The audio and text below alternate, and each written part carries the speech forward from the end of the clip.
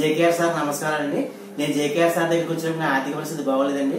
చాలా అగమ్య గోచరంగా ఉందండి.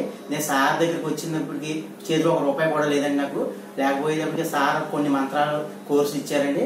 అవి చెయ్యి, అవి నువ్వు జీవితంలో స్థిరపడటానికి ఏం ఇబ్బంది లేదని చెప్పారండి. కొద్ది రోజులకే నన్ను ఏజెన్సీ వారు పిలిచి ఏజెన్సీ ఇచ్చారండి. అది జేకేఆర్ సార్ పుణ్యం అండి.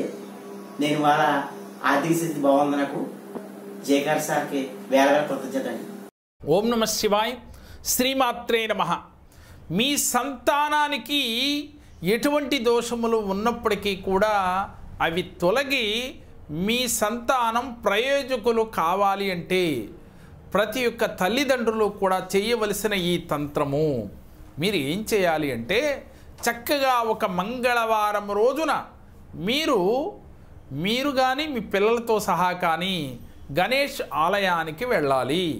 కానీ వెళ్ళేది ఎప్పుడూ కూడా సూర్యోదయానికి ముందుగా కావచ్చు, లేదు సూర్యోదయం అయినా కానీ కావచ్చు. ఒక సమయం ఈ రోజున మొదలుపెట్టిన సమయం ఏదో చూసుకుని అదే సమయానికి క్రమం తప్పకుండా 10 రోజుల పాటు అదే సమయానికి వెళ్ళి ఆ గణేశ్వరి ఆలయంలో సింధూరాన్ని తీసుకువెళ్ళి ఆ స్వామివారికి బొట్టుగా సమర్పించాలి. దానితో పాటుగా గరిక పూసలు తీసుకువెళ్ళి 11 పూసలు స్వామివారి యొక్క దగ్గర పెట్టి ఆ స్వామిని పలు రూపాలలో ఆ స్వామిని వేడుకోవాలి.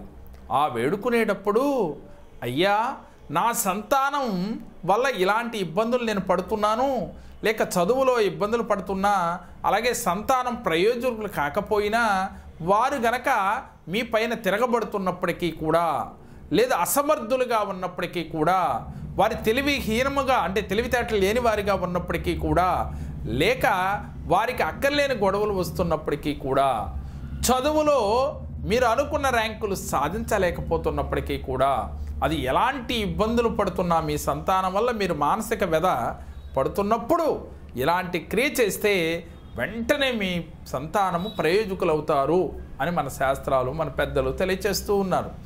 ఈ సమస్యని భగవంతుడికి నివేదన చేస్తాం కదా, చేసుకుని చెప్పుకుని వెంటనే ఆ స్వామి కరుణించినట్లుగా భావన చేసుకోండి. క్రమం తప్పకుండా మంగళవారం మొదలుపెట్టి ఆ రోజున ఏ సమయానికి వెళ్ళారో ప్రతిరోజు కూడా 10 రోజుల పాటు అదే సమయానికి వెళ్ళి ఇదే సంకల్పాన్ని చెప్పుకోండి. ఇలాంటి క్రియనే ఆచరించండి. 10వ రోజున 10 మంది గుడ్డివారికి అన్నదానం, అంటే 10 రోజులు చేసిన తర్వాత 11వ రోజున అన్నదానం చెయ్యండి. 10 మంది గుడ్డివారికి వారి తృప్తికరంగా అన్నదానం గనక మీరు చేసినట్లయితే మీ సంతానానికి ఉన్న పూర్వజన్మ యొక్క కర్మలన్నీ కూడా తొలగిపోతాయి. ఎటువంటి దోషములున్నా తొలగిపోయి వారు అన్నిటిలో విజయులై, అఖండ ఐశ్వర్యవంతులై, విద్యావంతులై మీకు ఆనందాన్ని కలగచేస్తారు. కాబట్టి ఈ యొక్క చిన్న క్రియ ప్రతి ఒక్క తల్లిదండ్రుల యొక్క బాధ్యతగా భావించి నమ్మకమున్నవారు ఆచరించండి. దాని ఫలితం ఏమిటో ఆచరించినా కదా తెలిసేది. మేం చెప్పిన ఈ వీడియో మీకు నచ్చినట్లయితే లైక్ చేయండి, మీ ఫ్రెండ్స్కు షేర్ చేయండి. మా మరిన్ని వీడియోలు మీరు చూడాలి అంటే మా జేకేఆర్ జెమ్ టీవీ, మా జేకేఆర్ భక్తిని సబ్స్క్రైబ్ చేసుకోండి. ఓం నమః శివాయ.